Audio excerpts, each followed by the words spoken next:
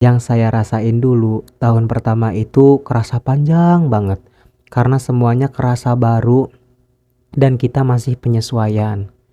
Tahun kedua, hello guys, assalamualaikum warahmatullahi wabarakatuh. Selamat malam teman-teman semuanya, kembali lagi bersama aku, Ojak ya guys ya, di channel yang penuh suka duka ini.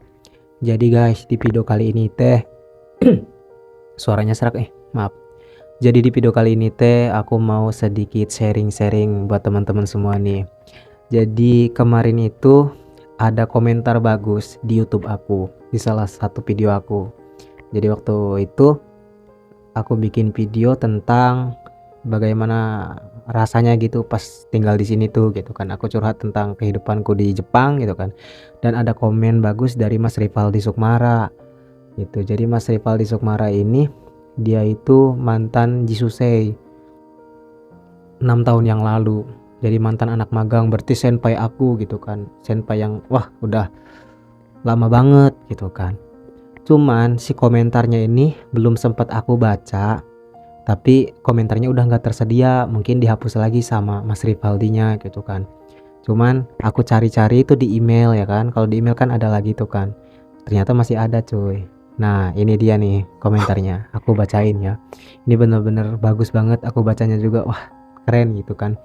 Istilahnya emang bener yang aku rasain sekarang tuh gitu kan, emang sama gitu kan, sama senpai-senpai dulu juga ngerasain sama gitu kan. Mungkin kalian juga nanti yang akan datang ke Jepang tuh sama yang akan kalian rasakan seperti komentar yang satu ini. Jadi simak terus. Jadi ini komentarnya guys, aku bacain ya.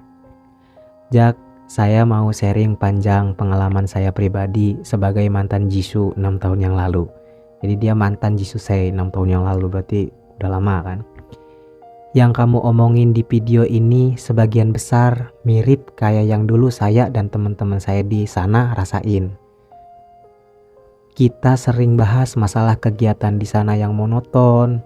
Kita suka ngebandingin kehidupan kita di sana sama di Indo. Ya begitulah rasanya ya katanya. Gitu guys. Yang saya rasain dulu tahun pertama itu kerasa panjang banget, karena semuanya kerasa baru dan kita masih penyesuaian. Tahun kedua mulai betah. Tahun ketiga udah bosen banget, sampai bikin bento aja udah nggak pernah, karena saking bosennya sama rutinitas yang beneran cuma itu-itu aja. Jadi bento itu kayak buat makan siang coy. Kita kan tiap pagi kan bikin gitu kan, bikin masakan gitu, bikin bekal gitu kan. Katanya di tahun ketiga itu kayak udah males banget bikin bento. Aduh. Kita lanjut guys. Kebetulan saya tipe orang pemikir. 1 bulan sebelum balik ke Indo seneng banget. 1 minggu mau balik malah gak mau balik, karena saya mikir saya di Indo harus mulai lagi dari awal. Usia saya pas pulang itu udah 24 tahun. Saya cuma lulusan SMK. Saya nggak punya sertifikat noken selama di Jepang, kayak NN-an gitu guys, N1, N2, N3 lah gitu. Terus saya cuma lulusan SMK, saya nggak punya sertifikat noken selama di Jepang. Di Jepang saya kerjaannya di Suisan Kako, yang di Indo jarang banget perusahaannya kayak gitu. Aku nggak tahu itu kerjaannya Mas Valdi ini apa. Intinya kerjaan di Jepang yang dia kerjakan gitu jarang gitu pabriknya di Indonesia. Jadi bingung kan gitu kan. Saya bukan orang yang banyak koneksi juga. Jadi pas itu saya mulai takut. Tapi hidup harus dijalani. 1 bulan pulang Indo saya langsung nyari kerja. Dan bener nyari kerja di Indo gak semudah itu katanya. Emang cuy, nyari kerja di Indo wah emang susah sih. Aku juga gak masuk-masuk. Oke lanjut. Teman-teman yang pas balik Jepang terus cepet dapat kerjaan lagi itu teman-teman yang emang di Indonya ada perusahaan cabangnya, atau mereka yang punya sertifikat noken minimal N3, sertifikat bahasa Jepang. Karena yang dipakai di perusahaan Jepang yang ada di Indo kalau beda jurusan sama kerjaan kita di Jepang, ya sertifikat kemampuan bahasanya itu. Oh. Dan kalau kita ngobrol sama sesama ex-Jisu gitu, jadi sesama alumni magang gitu kan, baik yang udah kerja di Indo atau yang udah nikah, pasti sebagian besar pengen balik lagi ke Jepang, termasuk saya. Jadi emang hidup tuh kadang sawang sinawang ya cuy. Ketika kita lagi di Indo pengen ke Jepang, lagi di Jepang pengen pulang ke Indo. Kayak gitu sih sebenarnya, emang sawang sinawang. Ada teman-teman yang udah balik lagi, ada yang sedang berusaha untuk balik lagi juga. Yang saya pengen sampein ke Ojak, ini pesannya nih buat aku nih. Ini deep banget, bener-bener aku bersyukur banget ada orang baik kayak gini. Sebagai sesama orang yang memiliki jalan yang sama, walaupun gak 100% sama, saya pengen bilang tanpa ada rasa menggurui, gak apa-apa mas, bener-bener aku merasa sangat, wah, aku seneng banget, luar biasa. Karena ada orang yang mau gitu kan, sharing kepada diriku ini yang sekarang lagi menjalani magang ini gitu kan. Aku justru butuh banget ilmumu, pengalamanmu mas. Kita lanjut. Hidup itu cuma fase aja.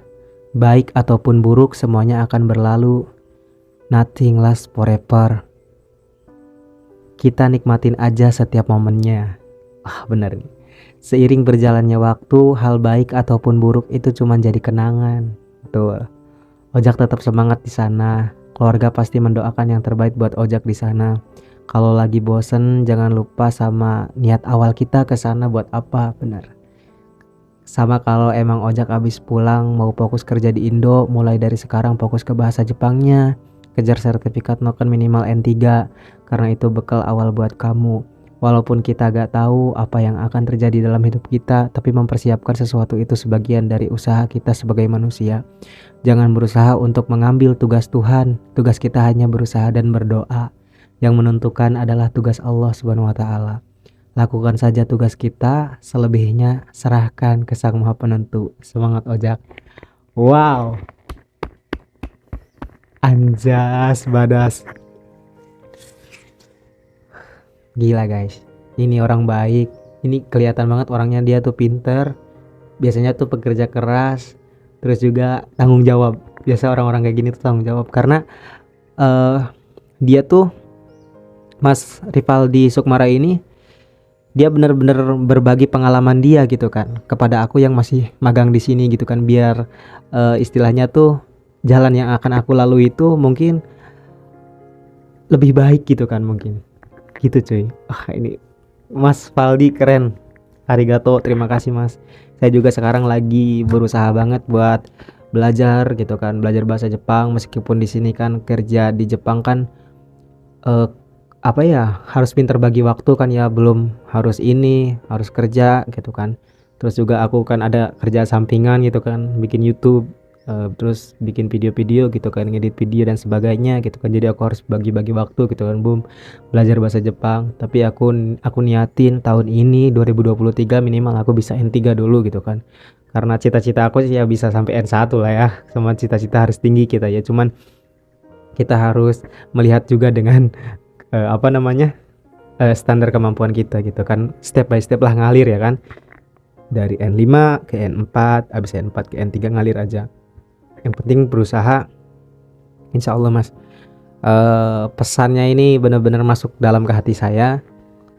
Aku benar-benar ngerasa semakin bersemangat gitu kan, semakin benar-benar paham bahwasanya emang hidup ini hanya fase aja gitu kan. Kalau fasenya lagi sulit ya sulit gitu kan, lagi enak ya enak gitu kan. Sekarang aku lagi ngalamin fase dimana mulai enak hidup di Jepang. Udah mulai gak terlalu kepikiran pengen pulang. Udah gak terlalu kepikiran pengen ke Indo gitu kan. Kangen keluarga itu udah terbiasa sekarang. Ya sekitar udah hampir 1 tahun lah mas di sini gitu kan. Udah mau masuk ke tahun kedua nih, di bulan April nanti gitu kan. Jadi emang bener sih fasenya sama banget sama yang mas ceritakan awal-awal tuh, bener-bener adaptasi. Kita harus beradaptasi bener-bener di sini, penyesuaian dengan lingkungan, dengan teman-teman baru, keluarga baru lah istilahnya ya, bukan teman-teman lagi tapi udah jadi keluarga, senior semuanya, satu orang perusahaan semuanya lah gitu. Semua orang perusahaan tuh udah jadi kayak keluarga kita gitu kan. Kita nggak punya siapa-siapa di sini. Dan kita harus menyesuaikan dengan masing-masing karakternya, orang ini gini, orang gini gitu kan. Belum lagi bahasa Jepangnya, wah, kehidupan di sini budayanya beda semuanya gitu kan. Sholat atau apapun lah ibadah, benar-benar sih. Tapi insya Allah mudah-mudahan tahun kedua aku mulai enjoy gitu kan. Keren. Meskipun komentar ini udah dihapus, tapi aku sangat menghargai sekali komentar ini juga sangat bermanfaat khususnya buat aku pribadi. Tapi aku pikir ini juga bakalan bermanfaat buat teman-teman yang lain, buat teman-teman yang sekarang lagi magang di Jepang juga, ataupun teman-teman yang akan magang ke Jepang. Ini komentar dari senpai, angkatan udah 6 tahun yang lalu, tapi dia kelihatan banget orang baik. Orang baik pasti akan menemukan jalan yang baik, hal baik, kebaikan akan menjadi kebaikan. Anjas badas. Terima kasih Mas Rivaldi Sukmara, arigato gozaimasu.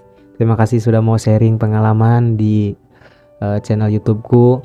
Mohon maaf kemarin belum sempat aku baca gitu kan. Aku mau baca pas tadi sore pulang kerja lah, kok udah nggak tersedia. Mungkin Mas Valdi menghapus komentarnya, tapi maaf juga nih, aku posting di video YouTube karena aku pikir ini sangat bermanfaat banget buat teman-teman juga gitu kan. Ya, teman-teman, ya inilah pesannya. Udahlah, pokoknya malam ini aku cuma pengen bikin video itu. Jadi terima kasih buat teman-teman yang udah menyimak video ini ya.